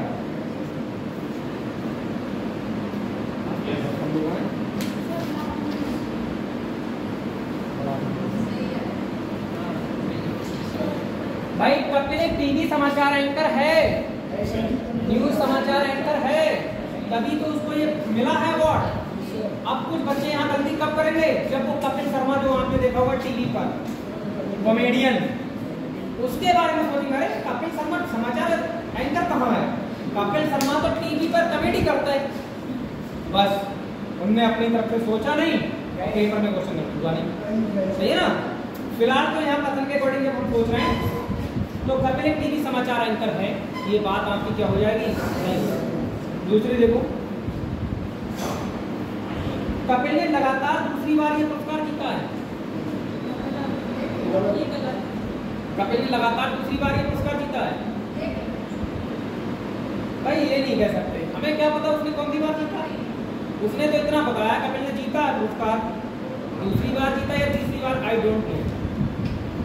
कपिल ने लगातार दूसरी बार ये पुरस्कार जीता है, ये गलत हो जा रहा है, सही है? ये क्या हो जा रहा है? गलत। पता ज्यादा नॉलेज कभी कभी ना दिक्कत खड़ी पता कब करती है। जैसे अभी जो पीछे इनने क्वेश्चन दिया था, मैंने सारे रूल्स पढ़ रखे हैं, इसके पहले से रूल पढ़ गए। तो रूल्स ये कहते हैं कि अगर आप कोई बात फ्यूचर में करेंगे तो वहां पर फ्यूचर में की गई बात जो उदाहरण है निष्कर्ष में गलत मानी जाती है। भविष्य में की गई कोई भी बात क्या होगी, उदाहरण है निष्कर्ष में क्या मानी जाएगी?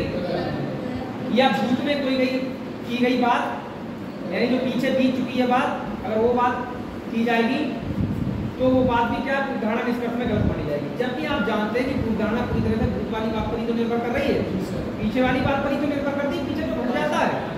लेकिन उनने अपने पॉइंटों में जो पॉइंट होते हैं, कुछ शर्तें दे रखी होती है, करने के तरीके दे रखे, उनमें ये बात बाकायदा बातें लिख देते हैं ये लोग, सही है। दूसरा, कथन जो होना चाहिए, निष्कर्ष जो होना चाहिए वो कथन से प्रबल नहीं होना चाहिए, ये बात भी उन्होंने हमें दिमाग में डाल दी, सही है। दूसरी बात हमारे दिमाग में क्या डाल दी कि भाई जो भी कथन होगा, जो निष्कर्ष हम निकालेंगे वो कथन के अकॉर्डिंग निष्कर्ष निकालेंगे। दूसरा जो है, हम पीछे की बात तो नहीं सोच सकते इसमें, निष्कर्ष में पीछे जो हुआ उसके बारे में नहीं सोच के निष्कर्ष निकालेंगे, आगे की बात को सोच के निष्कर्ष निकालेंगे। अब ये बात जब दिमाग में डाल दी तो वही वाली बात दिमाग में भी चल रही थी, यार पीछे की बात तो पूर्व धारणा होती है, ठीक है ना, हम क्यों इसको माने और कर लिया गलत, समझ नहीं। तो ज्यादा नॉलेज भी गड़बड़ हो जाती है, ज्यादा दिमाग में कोई चीज है तो वो गड़बड़ करा देती है। मेरे दिमाग में ज्यादा चीजें हैं, वो उस वजह से मैं कभी कभी ना इसमें गलतियाँ कर जाता हूँ, मैं ज़्यादा सोच जाता हूँ बात।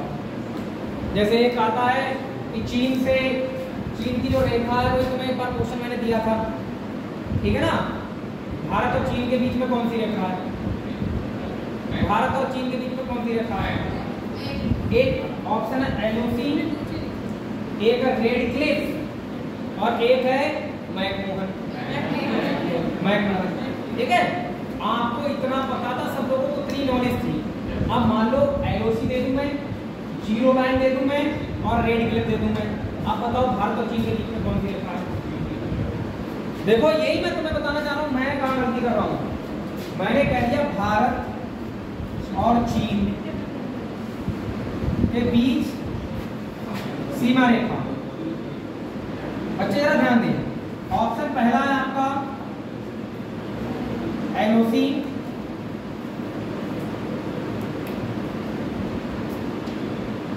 दूसरा ऑप्शन है रेड क्लिफ,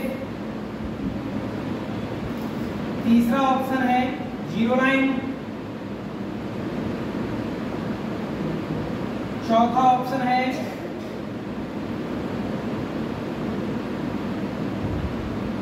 इनमें से कोई नहीं।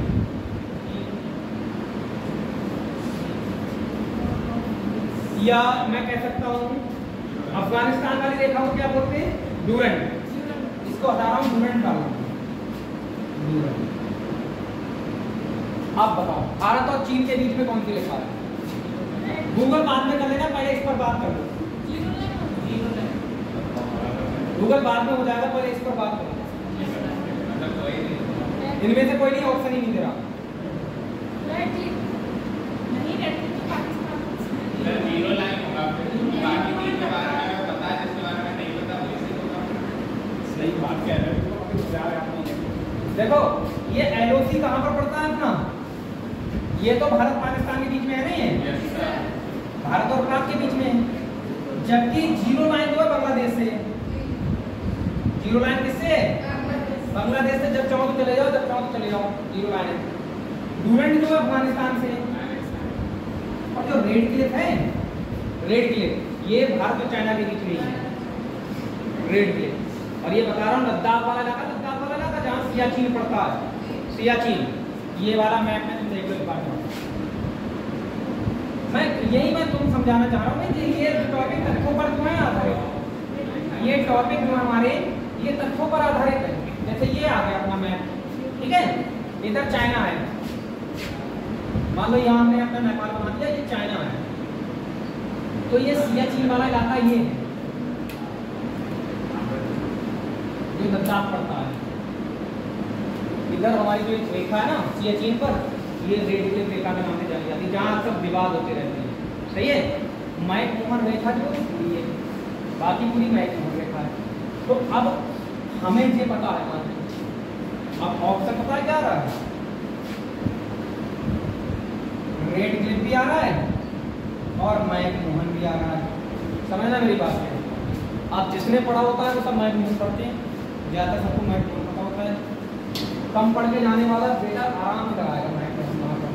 हम कुछ ज़्यादा पीएचडी करे आए, ठीक है ना, हमने मैकमोहन पर ध्यान ना दो। नीचे ऑप्शन तक आए गए, रेड क्लिफ देखते ही भाई साहब आंसर चिपका के ले आए। चौथे ऑप्शन पर मैकमोहन दे रखा था, वो तो देखा तक नहीं, हमने देख लिया रेड क्लिफ और लगा के चले आए, ठीक है, खत्म हुआ। ठीक है, क्योंकि इसका वैलिड आंसर जो है वो मैकमोहन। रेड क्लिफ तो एक ऐसी रेखा है कुछ एरिया तक है, कुछ एरिया तक है, ठीक है ना। तो मेरे कहने का मतलब ये होगा ज्यादा नॉलेज बताओ खतरनाक हो गई नहीं होगी। हमने ऑप्शन तक नहीं देखा और मार खा गए, ठीक है।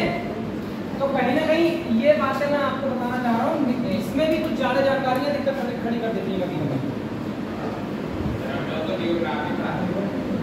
अरे पढ़ाने की बात थोड़ी कर रहा मैं पढ़ाने की बात थोड़ी कर रहा हूँ, मैं एक जनरल बात कह रहा हूँ, ठीक है, कि हमारी जो ज्यादा नॉलेज होती है ना कभी कभी हमारे लिए घातक हो जाती है।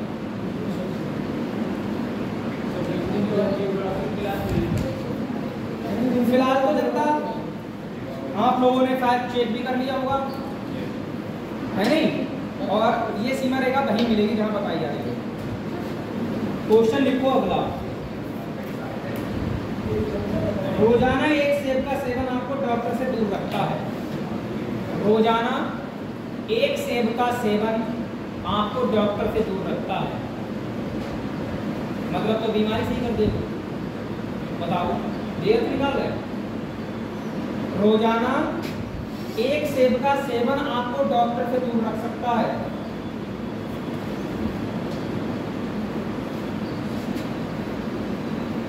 डॉक्टर से दूर रखता है, रख सकता नहीं, रखता है।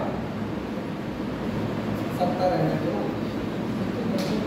बताओ भाई, ये बात बताई जा रही है कि एक सेब डेली खाओ और डॉक्टर से दूर रहना पड़ेगा, ये कथन में कहा गया है। सही है? चलो अब निष्कर्ष देखिए। यदि प्रत्येक दिन एक सेब खाया जाए, यदि प्रत्येक दिन एक सेब खाया जाए तो डॉक्टर के पास जाने से बचा जा सकता है। यदि प्रत्येक दिन एक सेब खाया जाए तो डॉक्टर के पास जाने से बचा जा सकता है। क्या कहना है? सही है गलत? सही। देख लो, अरे दहशत में आएगा। देखो इतनी दहशत तो पेपरों में हुई भाई, इतनी दहशत जो हमने आपसे कही है, देख लो, एक बार देख लो भाई। और आपने अपना आंसर बदल दिया। इतनी दहशत पेपर में वैसे ही बनी रहते हैं आपके दिमाग में, ठीक है ना? सही है भाई। ऊपर वाला भी तो यही कह रहा, वो कह रहा कि रोजाना एक सेब खाओ, डॉक्टर से बचा जा सकता है, ठीक है ना? और नीचे भी वही बात कर रहे हैं, यदि प्रत्येक दिन एक सेब खाया जाए तो डॉक्टर के पास जाने से बचा जा सकता है। बात तो सही कह रहा है, दोनों बातें सही हो गई, नहीं हो गई? दूसरा निष्कर्ष देखो, देखो यदि हर रोज एक नारंगी खाई जाए, यदि हर रोज एक नारंगी खाई जाए, हाँ, तो ऐसा लिख लो, हर रोज एक नारंगी खाई जाए तो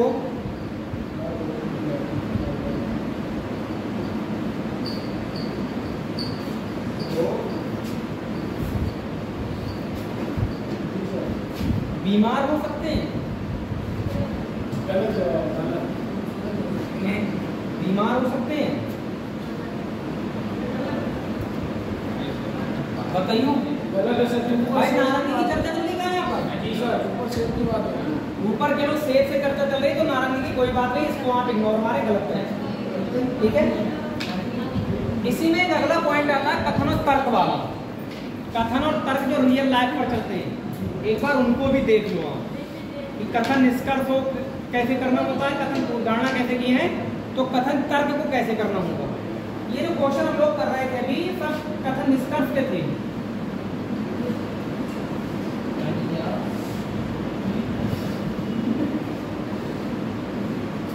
और एक चीज लेकिन आपसे कहूंगा मैं, अगर कोई बच्चा सीरियस है और वो जीडी है या पुलिस वाला एग्जाम है, अगर उसमें अगर ये क्वेश्चन आता है तो वो कर जाएगा सही। इतना सा सोचने के बाद भी सही कर जाएगा, क्योंकि जो हम क्वेश्चन कर रहे हैं ना, ये वाले सिंपल वाले बताइए, यही लेवल उनमें मिलता है, एक लाइन का क्वेश्चन होता है। जैसे ही आप ऊपर अपना लेवल बढ़ाओगे एग्जाम, जैसे यूपीएसआई में लेके आओगे, वहाँ ऐसी भाषा देगा ना कि अर्थ है ना लिखना है कि ये पहलों का चाहे हो, बस मुँह पे मात खा जाते हैं। भाई मैं तुम्हें बता रहा, यूपी कांस्टेबल और यूपीएसआई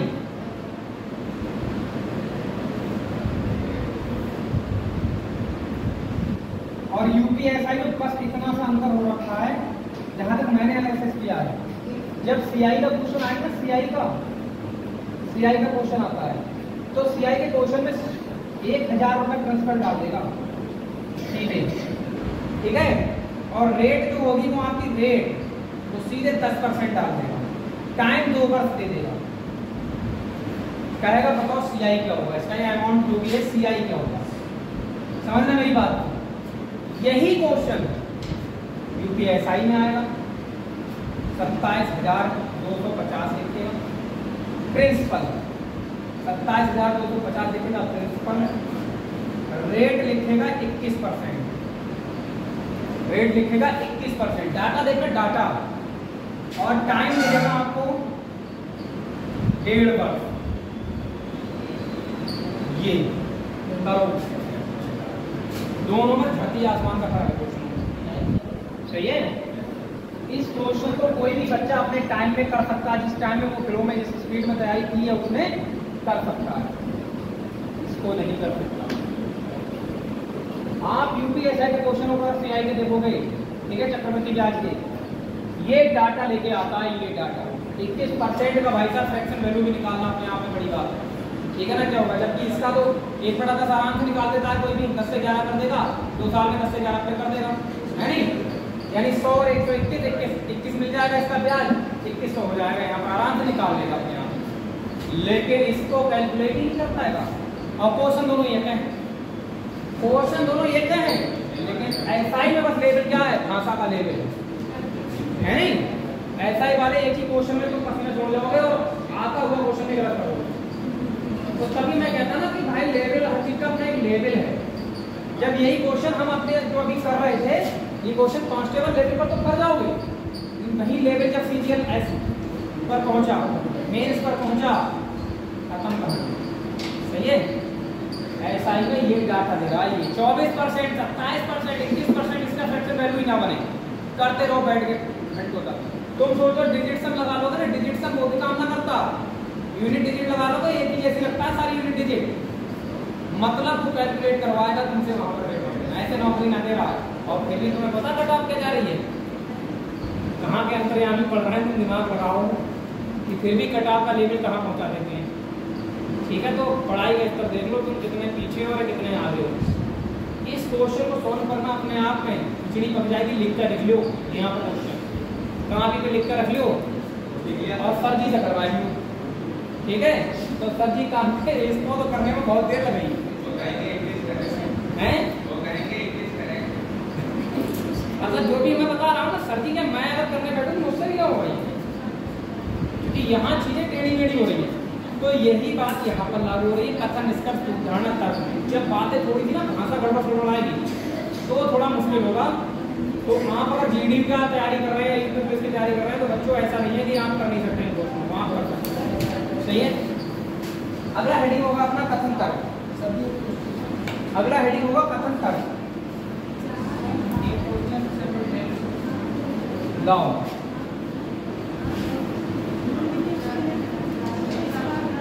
इनको खत्म कर लो भाई, कथन तर्क कथन उदाहरणों को खत्म कर लो, इससे क्या होगा थोड़ा फायदा हो जाएगा। एक क्वेश्चन है जनता आपके सामने कथन निष्कर्ष का, एक लास्ट क्वेश्चन कथन निष्कर्ष का और कर लो।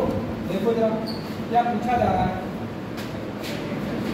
लिखो राजनीति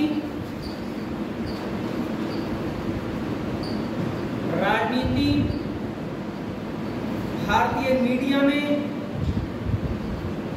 मीडिया में सबसे अधिक चर्चित विषयों में से एक है। राजनीति भारतीय मीडिया में सबसे अधिक चर्चित विषयों में से एक है।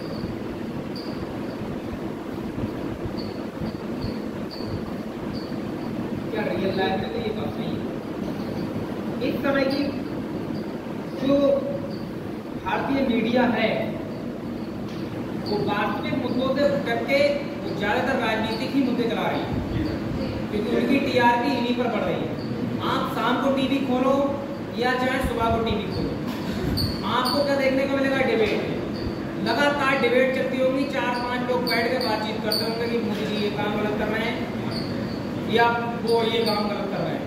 हमेशा मीडिया जो है वो राजनीति वाली बातें दिखा रही है, मतलब जो बेसिक मुद्दे होते हैं, लोगों की परेशानियां होती हैं या कोई बेसिक न्यूज खबर होती है, वो सब आप पता है कौन से चैनलों पर देख पाएंगे आप, लोकल चैनल, जो क्षेत्रीय चैनल होते हैं। आप क्षेत्रीय चैनलों में अपने क्षेत्र की, जैसे पूरनपुर की कोई खबर चाहते हो तो वो आपकी पीलीभीत का कोई लोकल चैनल होगा, चैनल यूट्यूबर खास करके वो दिखाता होगा। आप आज तक भारत समाचार, न्यूज 24 इनमें नहीं देख पाओगे ये खबरें, समझो बात, क्योंकि उनको फुर्सत नहीं ना, वो सिर्फ राजनीति पर काम कर रहा है, फिर टीआरपी बढ़ाने में लगे बराबर, क्योंकि वहां से टीआरपी बढ़ती है।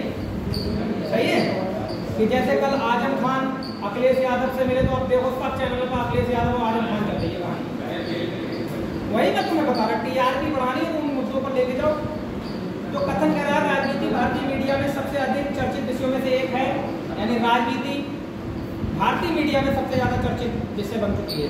तो निष्कर्ष निकालो, प्रत्येक भारतीय को राजनीति पसंद है?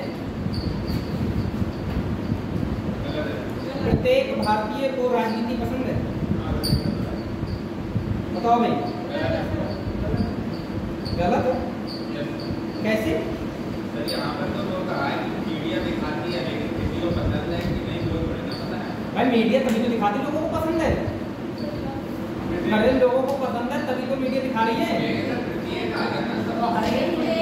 ये खास बात आपने पकड़ी कि सर मीडिया दिखा रही, इसीलिए दिखा रही है कि लोगों को पसंद आ रही है वो चीजें, लेकिन प्रत्येक भारतीय को पसंद नहीं है। आप सब पर लागू नहीं कर सकते, ये बात है नहीं, सब पर लागू नहीं कर सकते।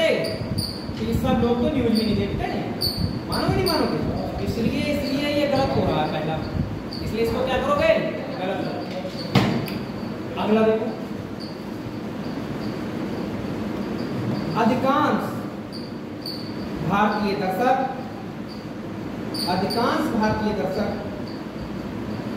राजनीतिक मुद्दों पर चर्चा करना पसंद करते हैं। अधिकांश भारतीय दर्शक राजनीतिक मुद्दों पर चर्चा करना पसंद करते हैं। ये कहीं ना कहीं ऊपर वाली बात से निष्कर्ष निकाला जा सकता है। भारतीय मीडिया भी यही दिखा रही है और अधिकांश भारतीय दर्शक, जो देखने वाले दर्शक हैं, वो भी क्या है? राजनीतिक मुद्दों पर चर्चा करना पसंद करते हैं कि मोदी जी क्या कर रहे हैं, मोदी जी क्या नहीं कर रहे हैं, ठीक है ना, योगी जी का काम कैसा है, योगी जी का काम कैसा नहीं। इन पर लोग अच्छे से बात करना पसंद करते हैं। हर वो व्यक्ति जो इंटरेस्ट लेता है पॉलिटिक्स में, वो देखो फिल्मों को पीछे छोड़ दिया पॉलिटिक्स में, ये तो तुम समझ लो। पहले का दौर और था, पहले जब फिल्में आती थी फिल्मों पर चर्चा होती थी कि सही शोले आई, शोले चलो अब पहले भी चल रहे हैं, सही है ना। या कोई भी फिल्म आती थी, पहले के लोग इतने फ्री हुआ करते थे, फिल्म पर चर्चा करते थे यार वो फिल्म अच्छी है, वो फिल्म अच्छी है। आज की डेट में फिल्म बन रही है यही राजनीति। अब प्रधानी का चुनाव चलने वाला है, गांव में जो लोग निवास कर रहे हैं, लड़के खास करके, लड़कियां पढ़ाई लिखाई में भूल जाए। जैसे जैसे चुनाव नजदीक होगा, पढ़ाई लिखाई का माहौल अपने आप खत्म हो जाएगा। कारण उसके पीछे आप ना चाहते हुए भी इंटरेस्ट दोगे उसमें, भले ही ना घूमो, लेकिन ये ध्यान जरूर दोगे कि कौन जीत रहा, कौन हार रहा, कौन किससे मिल रहा, कौन किससे ना मिल रहा, पता नहीं होता है। उन लोगों में भी इंटरेस्ट आ जाता है जो घर में बैठे होते हैं केवल। तो राजनीति के अपने आप में अलग विषय बन चुका है। सही बात है कि दूसरा वाला सही था, पहला क्या था? गलत। जिसकी इसकी बात कर रहे हैं, इसकी बात कर रहे हैं, ये वाली बात आप तब सही करेंगे जब रियल लाइफ में आपको बात सही है। इतना जानता है, कथन के अकॉर्डिंग तो सोचना है, लेकिन रियल लाइफ में सोचना यार इसका फायदा है भी, ये नुकसान, ठीक है। कथन और निष्कर्ष और कथन के उदाहरण तीन अलग तरीके के चाहिए, सही है। कथन तर्क पर बात कर लेते हैं हम लोग।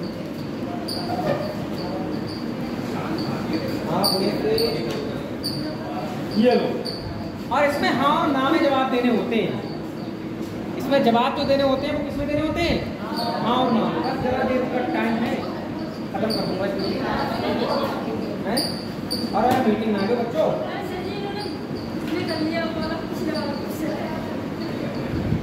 कोई बात नहीं, अपन तब तो लिखा ही, वो लिखो क्वेश्चन लिखो जरा जनता, देखो बात समझ में आ जाए तो मानियो, ना समझ में आवे तो मत मानियो, ठीक है। हाँ, कि हम भी नहीं चाहते कि आप गलत बात पर भी हाँ करो। देखो तुम कर तो यार कैसी बातें कर रहे हो। क्या सरकार को दालों के निर्यात पर प्रतिबंध लगाना चाहिए? क्या सरकार को दालों के निर्यात पर प्रतिबंध लगाना चाहिए? क्या सरकार को दालों के निर्यात पर प्रतिबंध लगाना चाहिए? मैं बहुत समय तक यही बात समझ नहीं पाता था, ये निर्यात और आयात मैं कैसे करके याद रखता हूँ, तो हमसे का क्या मतलब होता है। अभी देखो इधर वाले कौन से पूछूंगा, अभी इनको भी ना बताओगे, सही है। आप बताओ आयात और निर्यात में क्या चल रहा है?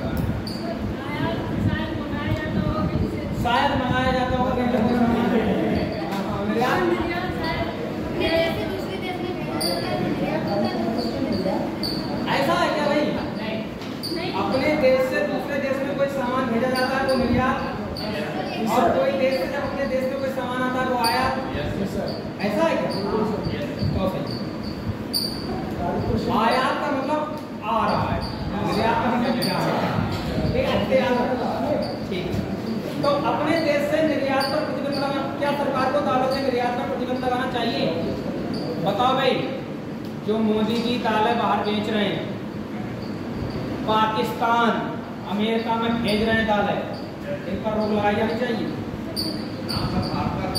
रियल लाइफ में बताओ पहले आप, हैं? रोक होनी चाहिए। देखो जो आप सोचोगे आप तर्क भी उसी प्रकार का दोगे इसमें। आपने सोच लिया कि हाँ दबाव प्रतिबंध सब्जी लगा दीजिए, चलो तर्क आ रहा है, देखो एक बार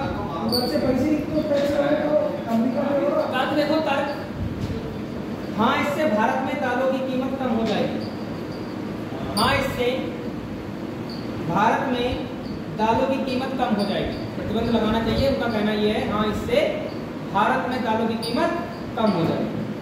तर्क हमेशा दोनों पढ़ोगे आप, दोनों तर्क पढ़ोगे तब आप अच्छे से निकाल पाओगे। दूसरा देखो,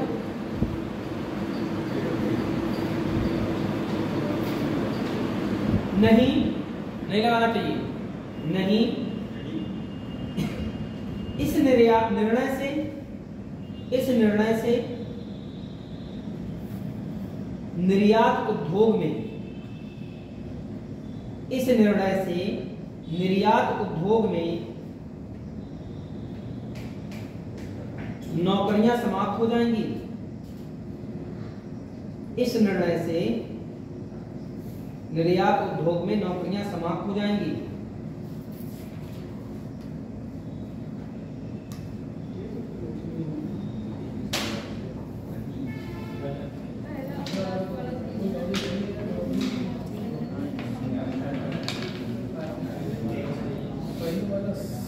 बताओ भाई क्या कहना है? दूसरा तो गलत है, दूसरा तो कतई गलत है, पहला सही है। अच्छा पहला सही है, अब देखो विवाद तो बने रहेंगे इन बातों में, क्योंकि बातें तो हमें दोनों ही एक तरह से सही लग रही हैं। अगर आप दालों पर प्रतिबंध लगा दोगे, दालें बाहर नहीं जाएंगी तो नौकरियां निश्चित रूप से समाप्त होंगी, लेकिन कितने परसेंट होंगी ये मुद्दा है। नौकरियां समाप्त होंगी पर कितने परसेंट होंगी ये मुद्दा है। ये नौकरियां उतने परसेंट समाप्त होंगी जो माल को ले जाने और लाने का काम कर रहे हैं, उनकी नौकरियां समाप्त होंगी, क्योंकि कुछ परसेंट लोगों की नौकरियां समाप्त हो जाएंगी। आप जरा ध्यान दें, निर्णय हमेशा वो वाला लेना, तर्क हमेशा वो प्रबल बनाना जिससे ज्यादातर लोगों का फायदा हो। समझ गए मेरी बात को? तो नौकरियां किनकी समाप्त होंगी? भाई जो माल को भेजने का काम करते हैं और लाने वाली तो बात ही नहीं, जो केवल भेजने का काम कर रहा है नहीं। दालें जो हम लोग विदेश बेच रहे हैं तो ले जाने में जो हम काम कर रहे हैं उन लोगों की नौकरियां समाप्त होंगी, बात सही। लेकिन अगर हम निर्यात ना भेजें तो पूरे भारत की दालें जो हो जाएंगी वो सस्ती हो जाएंगी। पूरे भारत में जो है दालें क्या हो जाएंगी? सस्ती हो जाएंगी। इससे बहुत सारे लोगों को बहुत बड़ा फायदा मिलने वाला है नहीं। जहां 100 रुपए किलो दाल बिक रही है वही दाल क्या होगी? 50 रुपए किलो बिकने लगेगी, है नहीं। जब दालों की संख्या बढ़ जाएगी तो इससे भी बहुत सारे लोगों को फायदा होगा नहीं होगा? तो कहीं ना कहीं ज्यादा फायदा जो दिख रहा है वो पहले वाले से दिख रहा है, दूसरे वाले से इतना बड़ा फायदा नहीं दिख रहा है, क्योंकि वो कुछ लोगों पर लागू हो रही है बात। इसलिए पहला को प्रबल मानो, प्रबल तर्क जो है वो पहला है, और दूसरा तर्क जो है वो बहुत ज्यादा प्रबल नहीं है, इसकी वजह से पहले से ही मान लेना। अब देखो इसमें पता है हम कहाँ गलती करेंगे? हम गलती ये करेंगे कि यार अगर दालों की कीमत कम हो जाएगी, दालें यहीं बिकेंगी तो दालें सस्ती भी तो हो जाएंगी, ठीक है, लेकिन जो दाल पैदा करता है तो उसकी भी तो सस्ती बिकेगी। ये भी तो सोच लेंगे हम। पूरे भारत के किसान इस बात से परेशान होंगे कि भाई दालें सस्ती हो गई नहीं हो गई।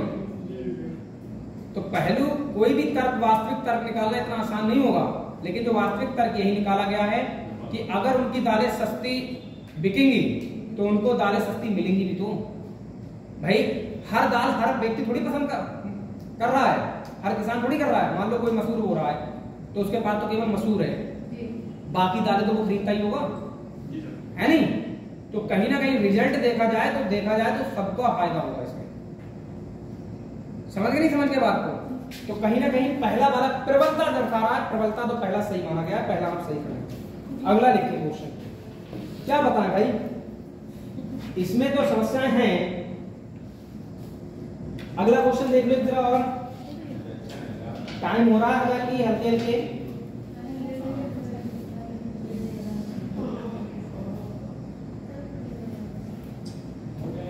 क्या सरकार, हाँ लिखो, सरकार को गरीबी रेखा से नीचे जीवन यापन करने वालों को, गरीबी रेखा से नीचे जीवन यापन करने वालों को, गरीबी रेखा से नीचे जीवन यापन करने वालों को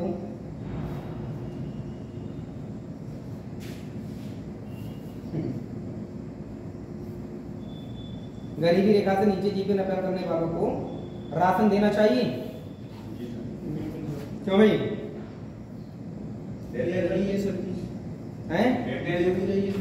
देना चाहिए? चलो फटाफट लिख लो। हाँ, ये गरीबों का न्यूनतम जीवन समर्थन प्रदान करता है। हाँ, ये गरीबों को न्यूनतम जीवन समर्थन प्रदान करता है। हाँ, ये गरीबों को न्यूनतम जीवन समर्थन प्रदान करता है। बिल्कुल सही बात है। जो गरीबी रेखा से नीचे के लोग हैं उनके बारे में ही केवल बात हो रही है। उनको कुछ तो सहारा मिलता है राशन से। हालांकि अब तो भाई सब लोग ले रहे हैं, यानी ज्यादातर जनता ले रही है, ठीक है ना। कहीं फ्री में दे रहे हो, मोदी तो ले लो, का दिक्कत है ना। चाहे बात पर बैठे, ये क्या चीज तो है राशन, और हमें का दे दियो मोदी। जो गरीब लोग हैं ना गाँव के, जय बात कहते हैं, पैसे हमारे आज तक किसी ने कुछ नहीं देते हुए 2000 रुपया दे रहे हुए और राशन दे रहे हो हर महीना, ठीक है। वोट तो फूले में देंगे। हाँ। मोदी जी ने भाई साहब भारत की दुखती नस को समझ लिया है। उनको हटाना इतना आसान नहीं है, विरोध कितना भी चलता रहे, ठीक है। हालांकि इस बार ऐसा माहौल बन गया था, उनके जो वास्तविक मुद्दे थे उनको लोगों ने उजागर कर दिया था विपक्षियों ने, लेकिन फिर भी हटा नहीं पाए। और मोदी जी समझ गए कि घर में जो बैठी हैं बुढ़िया, वे हमारा प्रचार कर देंगी, ठीक है। लला 100 साल उम्र हमारी हो गई है, हमारा तो कुछ खड़ा ना कर रहे हैं। वो कम से कम 2000 रुपया तो दे रहे हुए, ठीक है। राशन तो दे रहे हो खाने के लिए, लला वोट भाई को देंगे, खत्म। जहाँ तो जीत रही है और का तुम्हें क्या लग रही है। हाँ, तो देखो जरा। हाँ, ये गरीबों को न्यूनतम जीवन समर्थन प्रदान करता है, बिल्कुल सही बात है। अगला देख लो। नहीं सर, नहीं, भ्रष्टाचारी लोगों द्वारा सब्सिडी का दुरुपयोग होता है। भ्रष्टाचारी लोगों द्वारा सब्सिडी का दुरुपयोग होता है। जो छूट मिलती है उसका दुरुपयोग करते हैं भ्रष्टाचारी। भाई भ्रष्टाचारी अगर करते भी हैं तो इसका मतलब ये है कि वो हम बंद करवा दें, ऐसा नहीं कर सकते, ये गलत करो। दूसरा बात, नहीं, भ्रष्टाचारी लोगों द्वारा सब्सिडी का दुरुपयोग होता है। जो छूट मिलती है सब्सिडी, उसका दुरुपयोग करते हैं। नहीं, भ्रष्टाचारी लोगों द्वारा सब्सिडी का दुरुपयोग होता है। सही है। आज की सेवा यहीं तक है, टाइम ज्यादा हो रहा है, लेना पड़ेगा।